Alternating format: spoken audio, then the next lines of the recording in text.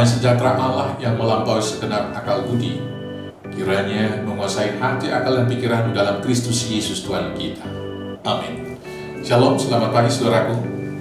Mari kita masuki hari terakhir pada minggu ini, dan selamat berakhir pekan. Dan tentu biarlah semuanya yang kita lakukan bahkan saat liburan juga hanya untuk memuliakan Tuhan. Untuk itu, mari kita diberangkatkan firman Tuhan yang akan saya bacakan dari 1 Korintus 2 ayat 10. Tapi biarlah saya akan membacanya mulai dari ayat 6. Demikian firman Tuhan, hikmat yang benar.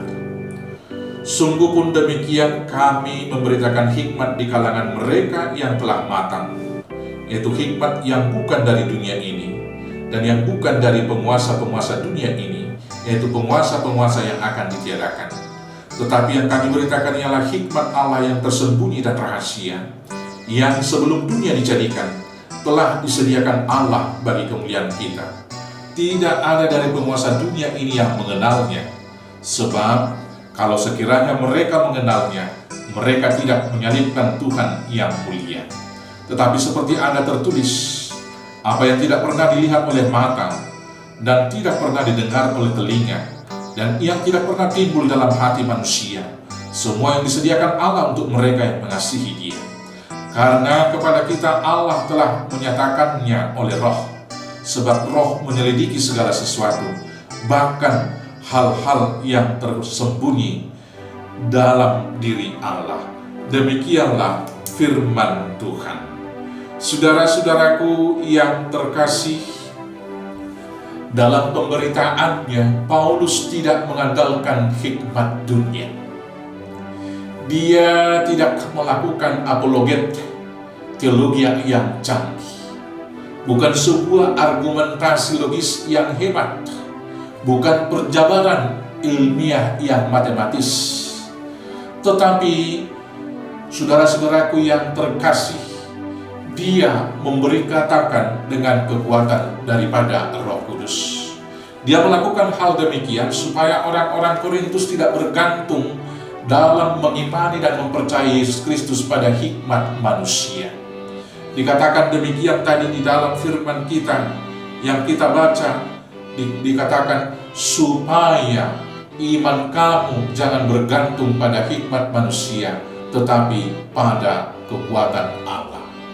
Dalam melakukannya, saudara-saudaraku yang terkasih, Paulus melakukan pemberitaan itu dengan keyakinan dan kekuatan Roh. Saya akan bacakan dari 1 Korintus 2 di ayat 4, dikatakan demikian. Baik perkataanku maupun pemberitaanku tidak kusampaikan dengan kata-kata hikmat yang meyakinkan, tetapi dengan keyakinan akan kekuatan Roh. Dilanjutkan di ayat 5. Supaya iman kamu jangan bergantung pada hikmat manusia, tetapi pada kekuatan Allah. Dengan pemberitaan yang demikianlah Paulus, sehingga orang-orang di Korintus yang dipengaruhi oleh budaya Helenis yang menganggap pemberitaan salib sebagai satu kebodohan, demikian juga di Roma, tidak dia jawab dengan argumentasi yang logis, tetapi dengan kekuatan yang dari Roh Kudus. Saudara-saudaraku yang terkasih dalam Yesus Kristus, maka demikianlah pemberitaan itu karena kekuatan Roh Kudus sampai ke seluruh dunia, sampai kepada kita saat ini. Bagaimana dengan kita ketika kita mau mewartakan, memberitakan tentang Yesus yang kita sembah dan yang memberi dan menjadi jalan keselamatan bagi kita? Apakah yang kita lakukan? Apakah argumen yang hebat? Apakah sebuah apologia? Apakah sebuah penjabaran yang logis? Misalnya tentang menjelaskan tentang Trinitatis, menjelaskan tentang Roh Kudus, menjelaskan tentang surga. Saudara-saudaraku kita yang saat ini sebagai orang percaya, boleh bersuka cita karena semakin banyak apologia yang kita lihat di media-media sosial. Banyak di sana yang menceritakan tentang ajaran-ajaran kekristenan. Tapi sekali lagi, kalau itu hanya berdasarkan logika yang kemudian diperdebatkan terus-menerus, maka orang-orang akan percaya bergantung kepada hikmat dunia. Hari ini kita mau diingatkan supaya dalam melakukan itu kita hanya bergantung dengan kekuatan Roh Kudus. Maka yang pertama yang kita lakukan dalam kesaksian kita betul-betul beriman teguh. Ketika kita beriman teguh, maka kita akan setia melakukan itu dalam kehidupan. Dan kemudian, semua apa yang kita katakan dan yang kita imani itu harus nyata dalam kehidupan kita.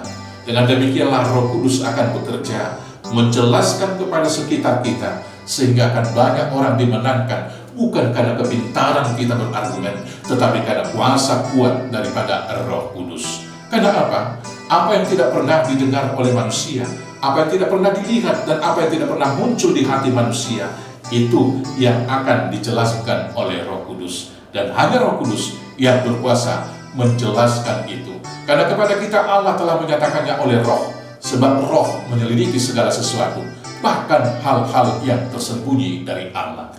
Maka karena itu saudara-saudaraku, siapapun yang bertanya kepada kita tentang hal iman kita, mari kita menjawab itu dengan kekuatan Roh Kudus, yaitu dengan iman kita, dengan konsistensi dan kesetiaan kita, dan juga dengan perbuatan-perbuatan kita yang nyata.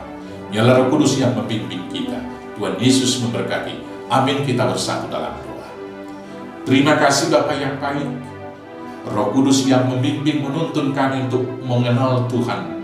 Biarlah juga Roh Kudus yang membimbing kami untuk menjelaskan iman percaya kami seperti Paulus kepada orang-orang sekitar kami. Biarlah juga Roh Kudus yang memenangkan orang-orang yang belum percaya kepada Tuhan, agar mereka juga Tuhan tangkap dan Tuhan pakai untuk bersaksi dan menjadi alat kemuliaan Tuhan. Dan sekarang Bapa, berkati hidup kami semua dalam mengakhiri satu minggu ini, untuk masuk pada minggu yang baru besok. Persekutukan kami di gereja dalam ibadah dan persekutuan kami.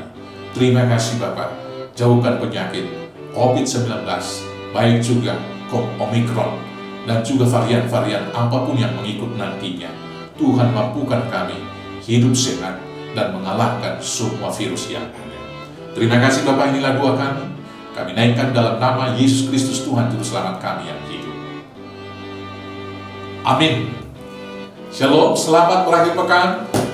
Tuhan Yesus memberkati. Horas, horas, horas.